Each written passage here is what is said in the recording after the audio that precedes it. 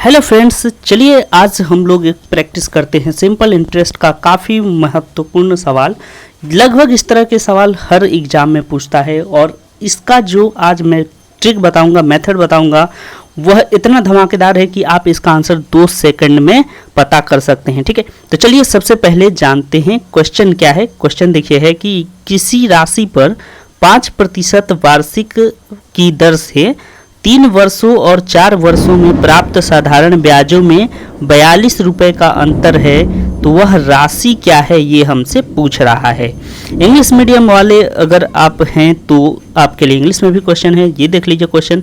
The simple interest on a certain sum at 5% पर annum for 3 years and 4 years differ by 42 rupees. The sum is, ठीक है। तो question आप लोग समझ गए होंगे, नहीं समझे तो चलिए पहले एक बार क्वेश्चन समझ लेते हैं। कोई राशि, ठीक है, एक कोई भी आप मान सकते हैं, 100 रुपया आपने जमा किया, 5% उसका रेट है, तो 3 साल और 4 साल, ठीक है, आपने 3 साल तक जमा किया था 100 रुपये को, तो इसका जो ब्याज निकल के आएगा और उसी 100 रुपये को आपने 4 साल तक जमा किया और उसका जो एसआई आएगा, इन दोनों का अंतर जो है वो है 42 रुपये। ठीक है, ध्यान रखना है वो कितना है, 42 रुपये। तो कैसे बनाएंगे इस तरह के सवाल को शॉर्ट तरीके से, वो अभी आपको बता देते हैं। देखिए, जब भी इस तरह का सवाल आए कुछ करना नहीं है। देखिए 4 और 3, ठीक है, ये साल का अंतर है, रेट आपका तो सेम है 5%, तो क्या करिए कि समय में से माइनस कर दीजिए, यानी कि जो बड़ा वाला समय है उसमें से छोटा वाला समय को माइनस कर दीजिए। तो हमने क्या किया, 4 में से 3 माइनस कर दिया, इतना बराबर, ठीक है, ये परसेंट में है, ये भी ध्यान रखना है कि ये परसेंट में है, तो इतना बराबर हमारा 42 के है। ठीक है, तो इसका 100 निकाल लीजिए, आपका आंसर आ गया। समझ में आया? तो चलिए फटाफट इसका हम लोग 100 निकाल लेते हैं। देखिए इसको करेंगे तो 5 गुणे 1 बराबर 42 ही निकल के आया, और अब हमें निकालना है 100 का मान। तो फिर क्या करेंगे, सीधे 100 का मान निकाल लीजिए।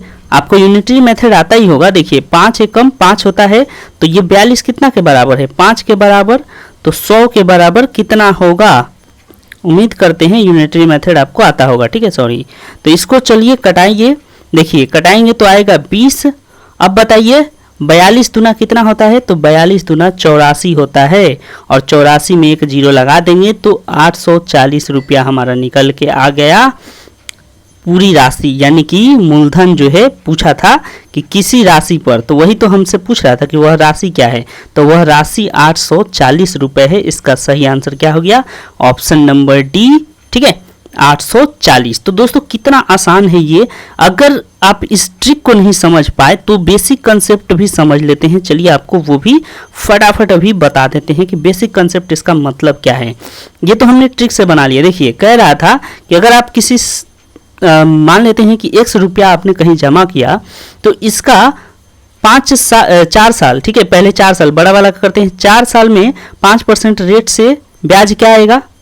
ठीक है, परसेंटेज को आप हटा के 100 लिख सकते हैं। ठीक है, तो यहाँ पे आप 100 कर दीजिए, माइनस उसी रुपया को 3 साल के लिए अगर जमा करें और रेट वही रहेगा 5, तो देखिए ये क्या निकल के आया, ये भी एक ब्याज निकल के आया और ये भी एक ब्याज निकल के आया। इन दोनों ब्याज का अंतर ही तो बोल रहा था 42। समझ में आया? इन दोनों ब्याजों का अंतर ही 42 है।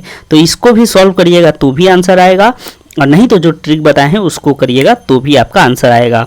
तो अब देख लीजिए कि आपको कौन सा बेस्ट लग रहा है, उस पर डिपेंड करेगा, आप उसी मेथड से बनाइए।